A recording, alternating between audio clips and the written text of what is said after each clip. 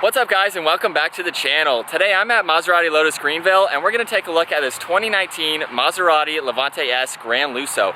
Huge thanks to them for providing this SUV for me today. Definitely check out their website. I'll have that in the description below.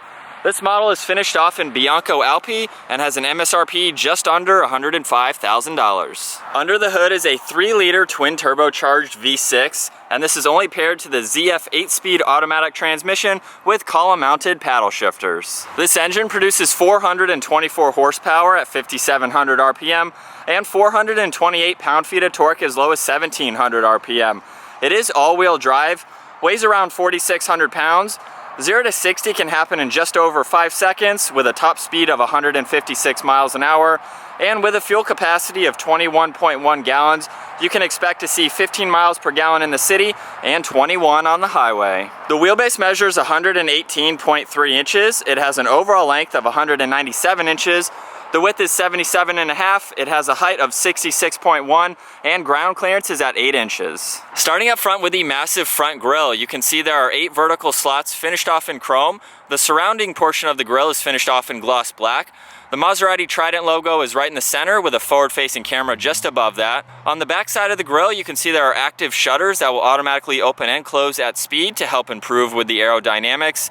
This has projector beam headlights along with LED daytime running lights. The fog lights are in the middle section of the bumper. You can also see there are 2 parking sensors on each side, along with 2 down in the lower section of the bumper. There's a brushed aluminum piece down below. In the middle section of the bumper, you get 2 chrome trim pieces above the air inlets. There's also another air inlet on each side to help direct airflow through the front bumper and around the tires. And as we make our way up to the hood, it features very clean lines running throughout. Moving to the side, this features 21-inch wheels that have a nice 2-tone design to them. 4-wheel disc brakes are in all 4 corners. The rotors up front measure 15 inches and 13 inches in the rear. This has body-colored fender flares. This has more chrome trim on the siding. You can see it around the windows, on the Maserati badge, on the C-pillar. It's on the door handles, on the GranLusso badge just behind the front tires, and also surrounding the functional air inlets just above the front tire. There's an adaptive suspension on this vehicle as well. The body-colored side mirrors feature the integrated turn signal. There's a camera underneath each one as part of the 3D camera system. They are also power folding as well. And making our way up to the top, it has a full panoramic sunroof. And finishing up in the rear with the body-colored spoiler and integrated third brake light, this has a power liftgate, LED taillights, a backup camera with 4 parking sensors. Down in the middle section of the bumper, there's more brushed aluminum, and this features a quad-tip dual exhaust.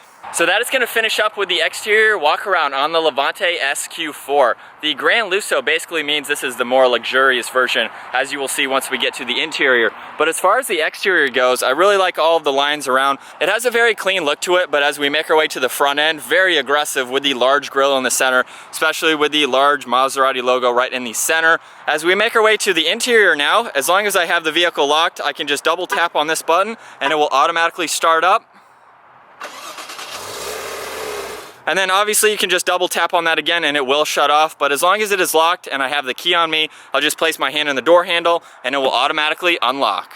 Looking at the door panel now, this has very nice black leather with silver stitching. There's a wood trim piece and brushed aluminum piece above that. It's also on the release handle. You have some memory seating adjustments. This features a 10-speaker Harman Kardon sound system. You also have a speaker down below and a little bit of storage space behind that. Really nice grab handle, again covered in leather. All of these side window controls are automatic up and down, and you have all of your power adjustments for the side mirrors. Moving inside now, we'll take a look at the black leather seats. You can see the Maserati logo up on the headrest, along with more of the stitching. Really nice pattern running down the center of them, and good bolstering support as well. They are heated and ventilated, and also feature a 12-way power adjustability with lumbar support. You have all of those controls down on the side. Once inside, we're greeted with a fully wrapped black leather steering wheel. It has really good notches on each side for good hand positioning, along with more brushed aluminum running down the center. On the right side, you have all of your Bluetooth and voice commands, along with a scrolling dial to control the center screen, which I'll get to here shortly. On the left side, you have your cruise control, adaptive cruise, your downhill assist control, and also a highway assist button. This also has the column-mounted paddle shifters. They are quite large, finished off in aluminum, and you can see you have easy access to them behind the steering wheel there. This also has a very nice wood trim piece surrounding the entire outside of the steering wheel. Gives it a really nice look against all of the leather around it. And then using that button on the right side of the steering wheel, we can scroll through and look at a lot of different vehicle information, like your distance, your days driven. You have your battery voltage, oil pressure, oil temperature. You can see some other information as well. We can scroll down to the driving mode so you can see where the power is being sent to. You have your driver assistance along with your fuel economy, along with your trip A, trip B. You have the start stop feature, which you can turn on and off. You have your audio and any stored messages.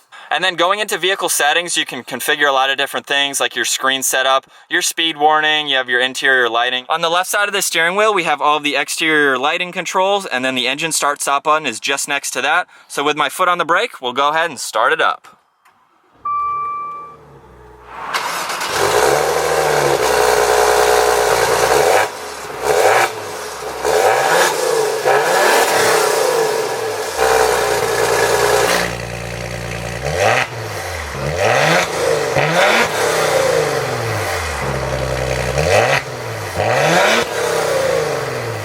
Moving back to the left side, you'll see one air vent with brushed aluminum around that. There's leather and stitching covering the entire dash, gives it a really nice look. You have two more air vents up front along with a clock right in the center, and just below that is the 8.4-inch screen. You can see on the bottom is basically all of the presets. On the far left, you have your engine start stop feature, so you can turn that on and off.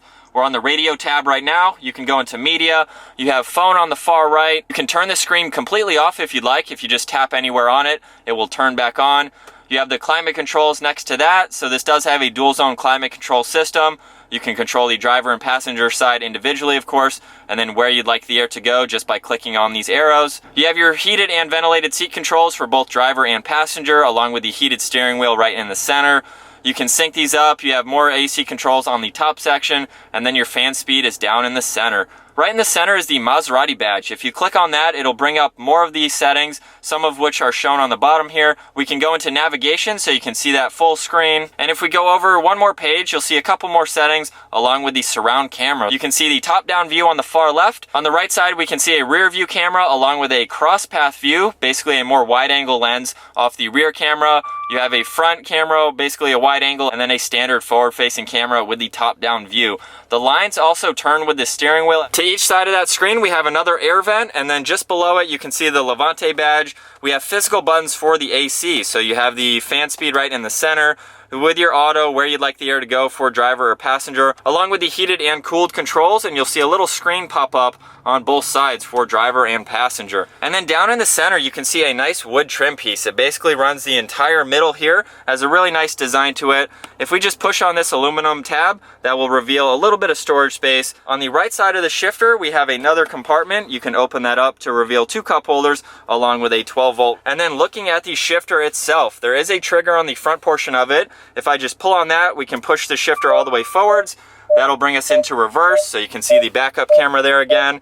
Just pulling it all the way down will put it into drive. You can pop it over into manual mode and use the shifter or the column mounted shifters again, and then just pushing the P on the top will put it into park. On the left side of the shifter, we have traction control, an off-road setting, an ice setting. You have sport mode, and you could hear the differences in the exhaust. You also have a suspension setting as well. Just behind that, we have the electronic parking brake. You have a few more dials for the center screen. So you have a home button, a back button, and two rotary dials. So there's one on the bottom, one on the top. So you can see I'm using the bottom rotary dial right now. If I want to go into the settings here, I just click on the top of it and I can still scroll through. And then you do have the upper one for the volume control. And then just behind that, we have the hazards and the adaptive suspension modes. So there are various settings for this. Obviously you saw off-road and ice. It will automatically adapt to those different settings. Right in the middle, we have the split design center console. You just push the button on the top and both sides will open up. You have a little bit of storage space and you can close these individually, of course. Moving over to the glove box now, you definitely have a lot of space. The glove box itself is covered in more leather. You have more of the wood and brushed aluminum above that, and of course more leather on the entire dash. We'll take another look at the leather seats. And then up top again, this features the full panoramic sunroof. You have all of those controls up in the middle for the sunshade and the sunroof itself. You have the power liftgate control. You have the parking sensor, some garage door buttons, and the dome lights. Now it's time to make our way to the rear seating. You can lock and unlock it from the back seats as well, which is nice to see. Door panels finish off just like up front with more of the brushed aluminum, the wood trim. You have a speaker down below and a little bit of storage space. This is a 5-seater SUV, so let's go ahead and hop in. Behind both front seats, you have some netting for extra storage space.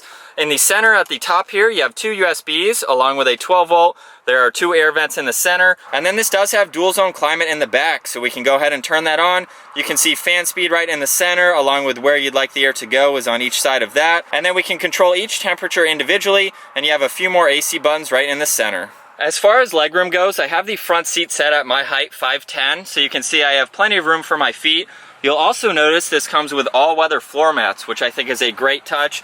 And then talking about headroom now, I have a couple inches above my head and the seats are fully reclined. So you have the option to do that. Gives you a lot of room in the back. And then obviously having the sunshade open just gives you a little bit more lighting. If we take a look at the center armrest, you have 2 more cup holders and there is a cutout between the seats. So if you need to put anything through, you have the option to do that. And then if we look at the passenger side here, you'll notice there is a sunshade. These are electronic, so in order to do that, we're just gonna use the window control, and you can use that to put it up or down, of course.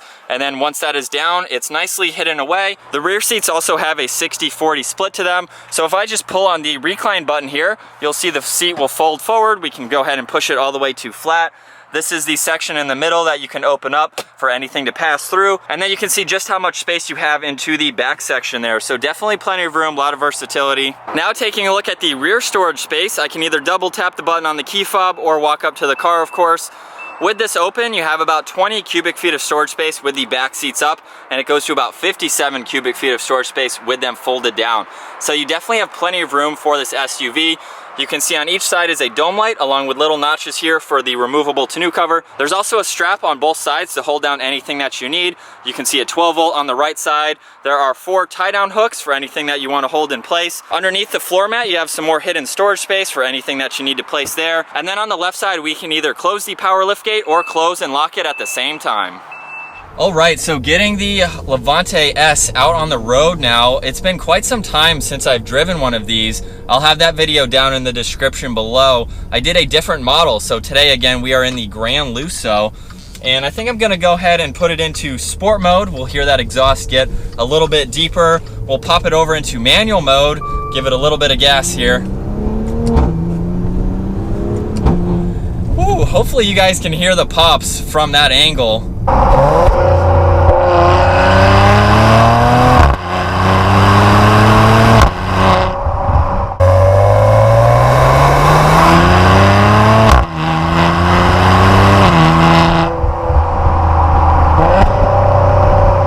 I love how Maseratis sound. They just have a nice deep tone to them, and for being stock, I think it's really nice that you can go between basically quiet mode and sport mode, so we can hear that exhaust.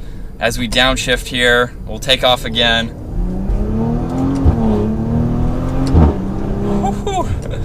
Man, it's smooth in the shifts. You can feel a little bit of the change, but it gives you a lot of drama to the car. And at the same time, right now in sport mode, it shows you that you're in sport mode in the center gauge readout here. It shows you the height of the vehicle, so we're kind of right in the middle right now. And then it's also showing me where all the power is going.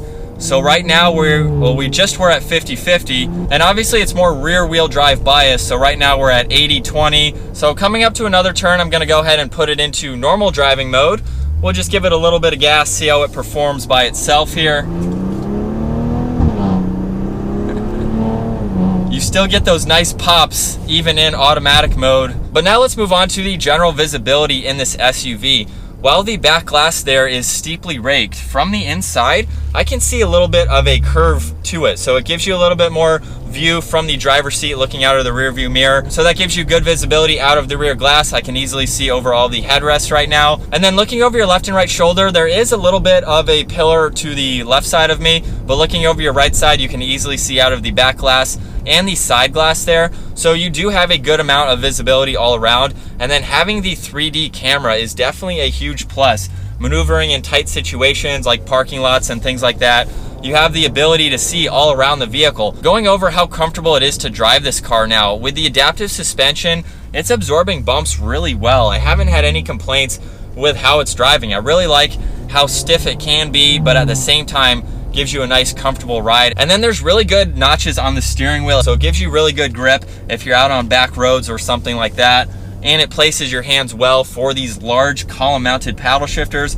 I like the fact too that even though they are large, you have the turn signal stock right on the left, of course, like any other vehicle, but it sticks out farther than the paddle shifters do. So I can easily reach for the turn signal or downshift at the same time, and it really doesn't hinder you in being able to do either of those, which is a really nice design to see. But again, moving back to the comfort, seats are in a really nice position. I like how high up these bolsters go. They are just behind my shoulders here, so the seats are hugging me well. It's a really nice position to be in. And then going over all of the interior materials, as you saw earlier, there is leather everywhere. You have wood trim, you have brushed aluminum. It's just a really nice premium feeling interior. It has a really nice layout in the center too. The screen is super easy to use, and you don't have that many buttons. I really like the fact that there are fewer buttons on the center. You have all the AC controls, which is a plus, I think. And then down below you have all of the fun buttons with your traction control, your off-road setting, and changing the height, which is really nice to see. So nothing is cluttered. So I think that's gonna wrap it up for my walk around review and test drive in the 2019 Maserati Levante S GranLusso. Once again, huge thanks to Maserati Lotus Greenville for providing this SUV for me today. Definitely check out their website. That will be in the description below. If you enjoyed today's video, make sure you give it a thumbs up, smash that subscribe button, and I'll see you guys in tomorrow's video.